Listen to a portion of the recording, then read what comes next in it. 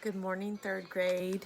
Today is the last chapter, chapter 22 in Charlotte's Web. I hope you've enjoyed the story. I can't wait to see what happens in the end. And don't forget to complete your packets that you have at home. So this is called A Warm Wind. And so Wilbur came home to the beloved manure pile in the barn cellar. His was a strange homecoming. Around his neck he wore a medal of honor. In his mouth he held a sack of a spider's web. There was no place like home, Wilbur thought, as he placed Charlotte's 514 unborn children carefully in a safe corner. The barn smelled good. His friends, the sheep and the geese, were glad to see him back. The geese gave him a noisy welcome. Congratulations, they cried. Nice work. Mr. Zuckerman took the medal from Wilbur's neck and hung it on a nail over the pig pen, where visitors could examine it. Wilbur himself could look at it whenever he wanted. In the days that followed, he was very happy. He grew to a great size. He no longer worried about being killed, for he knew that Mr. Zuckerman would keep him for as long as he lived.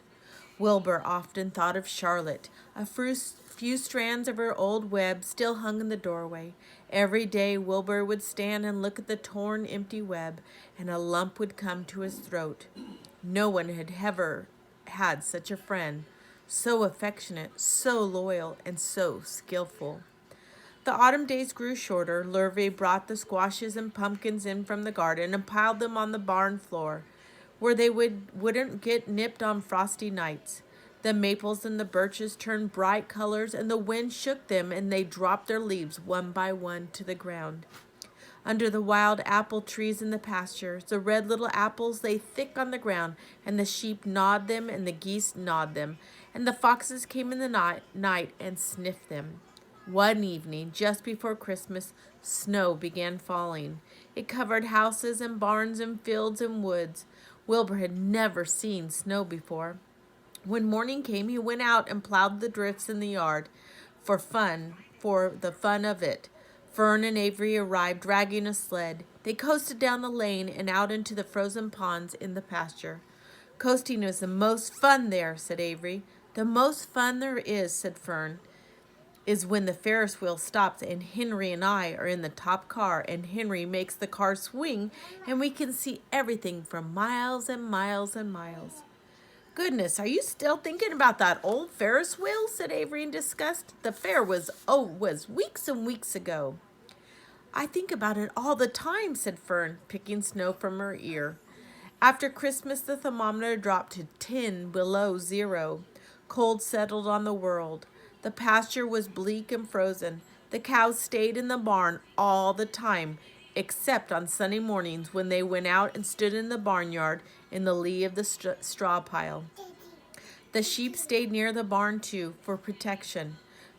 When they were thirsty, they ate snow. The geese hung around the barn the way boys hung around a drugstore, and Mr. Zuckerman fed them corn and turnips to keep them cheerful.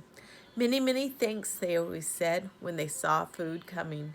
Templeton moved indoors when winter came. His ratty home under the pig trough was too chilly, so he fixed himself a cozy nest in the barn behind the grain bins. He lined it with bits of dirty newspaper and rags, and whenever he found a trinket or a keepsake, he carried it home and stored it there. He continued to visit Wilbur 3 times a day, exactly at mealtime, and Wilbur kept his promise he had made. Wilbur let the rat eat first. Then, when Templeton couldn't hold another mouthful, Wilbur would eat. As a result of overeating, Templeton grew bigger and fatter than any rat you ever saw. He was gigantic. He was as big as a young woodchuck. The old sheep spoke to him about his size one day. You would live longer, said the old sheep, if you ate less. Who wants to live forever? Sneered the rat. I'm naturally a heavy eater, and I get untold satisfaction from the pleasures of the feast. He patted his stomach, grinned at the sheep, and crept upstairs to lay down. All winter, Wilbur watched over Charlotte's egg sack as though he was guarding his own children. He had scooped out a special place in the manure for the sack next to the board fence. On very cold nights he lay so that his breath would warm it. For Wilbur, nothing in life was as important as this small round object. Nothing else mattered. Patiently he waited the end of the winter and the coming of the little spider. Life was always rich and a steady time when you're waiting for something to happen or to hatch. The winter ended at last. "I heard the frogs today," said the old sheep one evening. "Listen, you can hear them now." Wilbur stood and cocked his ear. From the pond in shrill chorus came the voices of hundreds of little frogs. "Springtime," said the old sheep thoughtfully. "Another spring." As she walked away, Wilbur saw a new lamb follow her. It was only a few hours old. The snow melted and ran away. The streams and ditches bubbled and chattered with rushing water. A sparrow with a streaky breast arrived and sang. The light strengthened and the morning came sooner.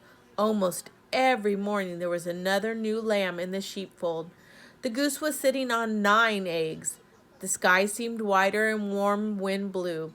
The last remaining strands of Charlotte's old web floated away and vanished. One fine morning after breakfast, Wilbur stood watching his precious sack. He wasn't thinking of anything much. As he stood there, he noticed something move. Excuse me. He stepped closer and stared. A tiny spider crawled from the sack. It was no bigger than a grain of sand, no bigger than the head of a pin. Its body was gray with a black stripe underneath. Its legs were gray and tan. It looked just like Charlotte. Wilbur trembled all over when he saw it. The little spider waved at him. Then Wilbur looked more closely. 2 more spiders crawled out and waved. They climbed around and round on the sack, exploring their new world. Then 3 more little spiders, then 8, then 10. Charlotte's children were here at last. Wilbur's heart pounded. He began to squeal. Then he raced in circles, kicking manure into the air. Then he turned a backflip. Then he planted his feet and came to a stop in front of Charlotte's children. "Hello there," he said. The first spider said hello, but his voice was so small Wilbur couldn't hear it. "I'm an old friend of your mother," said Wilbur. "I'm glad to see you. Are you all right? Is everything all right?" The little spiders waved their forelegs at him. Wilbur could see by the way they acted that they were glad to see them. "Is there anything I can get you? Is there anything you need?" The young spiders just waved.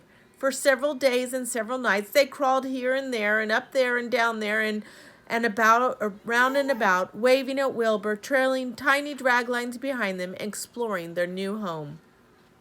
There were dozens and dozens of them. Wilbur couldn't count them, but he knew he had a great many new friends. They grew quite rapidly. Soon each was the size of a BB shot. They made tiny webs near the sack. Then came a quiet morning when Mr. Zuckerman opened the door on the north side. A warm draft of rising air blew softly through the barn cellar. The air smelled of the damp earth, of the spruce woods, of the sweet springtime. The baby spiders felt the warm updraft. One spider climbed up to the top of the fence. Then it did something that came as a great surprise to Wilbur. The spider stood on its head, pointing its spinnerets in the air, and let out a cloud of fine silk. The silk formed a balloon. As Wilbur watched the spider let go of the fence and rose into the air. "Goodbye," it said as it sailed through the door. "Wait a minute," screamed Wilbur. "Where do you think you're going?" But the spider was already out of sight. Then another baby spider crawled to the top of the fence, stood on its head, made a balloon, and sailed away. Then another spider, then another. The air was soon filled with tiny balloons, each carrying a spider. Wilbur was frantic. Charlotte's babies were disappearing at a great rate. "Come back, children," he cried. "Goodbye," they said. "Goodbye, goodbye." At last, one little spider took enough time to stop and talk to Wilbur before making its balloon. "We're leaving here on the warm updraft. This is our moment for setting forth. We are aeronauts, and we're going into the world to make webs for ourselves. But where? Asked Wilbur.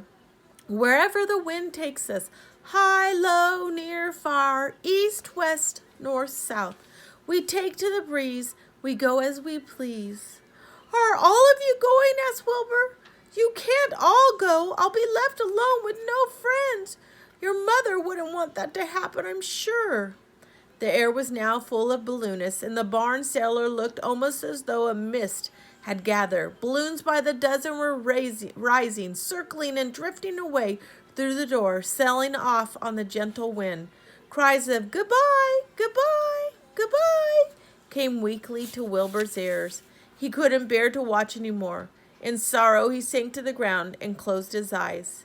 This seemed like the end of the world, to be deserted by Charlotte's children. Wilbur cried himself to sleep. When he woke in the late afternoon, he looked at the egg sack. It was empty. He looked into the air. The balloonists were gone.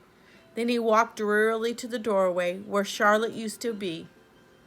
He was standing there thinking of her when he heard a small voice. "Salutations," it said. "I'm up here." "So am I," said another tiny voice. "So am I," said a third voice. "Three of us are staying. We like this place, and we like you." Wilbur looked up at the top of the doorway. 3 small webs were being constructed. On each web, working busily, was one of Charlotte's daughters. "Can I take this to mean," asked Wilbur, "that you have definitely decided to live in the barn cellar and that I'm going to have 3 friends?" "Yes, you can indeed," said the spider. "What are your names, please?" asked Wilbur, trembling with joy. "I'll tell you my name," replied the first little spider, "if you tell me why you're trembling." "I'm trembling with joy," said Wilbur. "My name is Joy," said the first spider. "What was my mother's middle initial?" asked the second spider. "A," said Wilbur. "My name is Arena," said the spider. "And how about me?" asked the third spider. "Will you just pick out a nice, sensible name for me? Anything that's not too long, not too fancy, and not too dumb." Wilbur thought hard. "Nellie," he suggested. "Fine, I like that," said the third spider. "You may call me Nellie." She daintily fastened her orb line to the next spoke of the web. Wilbur's heart brimmed with happiness. He felt that he should make a short speech on this very important occasion. "Joy, Arena, Nellie," he began, "welcome to the barn cellar. You have chosen a hollow doorway from which to string your webs. I think it's only fair to tell you that I was devoted to your mother. I owe my very life to her. She was brilliant, beautiful, and loyal to the end. I shall always treasure her memory. To you, her daughters, I pledge my friendship forever and ever." "I pledge mine," said Joy. "I do too," said Arena. "And so do I," said Nellie, who just managed to catch a small gnat. It was a happy day for Wilbur, and many more happy, tranquil days followed. As time went on and the months and years came and went, he was never without friends. Fern did not come up regular to the barn anymore. She was growing up and was careful to avoid childish things, like sitting on a milk stool near a pig pen. But Charlotte's children and grandchildren and great-grandchildren, year after year, lived in the doorway. Each spring there would be new spiders hatching out to take the place of the old ones. Most of them sailed away on their balloons, but always 2 or 3 stayed and set up housekeeping in the doorway. Mr. Zuckerman took fine care of Wilbur all the rest of his days, and the pig was often visited by friends and admirers, for nobody ever forgot the year of his triumph and the miracle of the web. Life in the barn was very good. Night and day, winter and summer, spring and fall, dull days and bright days, it was the best to be, thought Wilbur. This warm, delicious cellar, where the glorious geese and the changing season, the heat of the sun, the passage of swallows, the nearness of rats, the same of sheep, the love of spiders, the smell of manure, and the glow of everything. Wilbur never forgot Charlotte, although he loved her children and grandchildren dearly. None of the new spiders ever quite took her place in his heart. She was in a class by herself. It was not often that someone comes along who's a true friend and a good writer. Charlotte was both. Have a great Monday, and I hope you enjoyed the story. Miss you guys.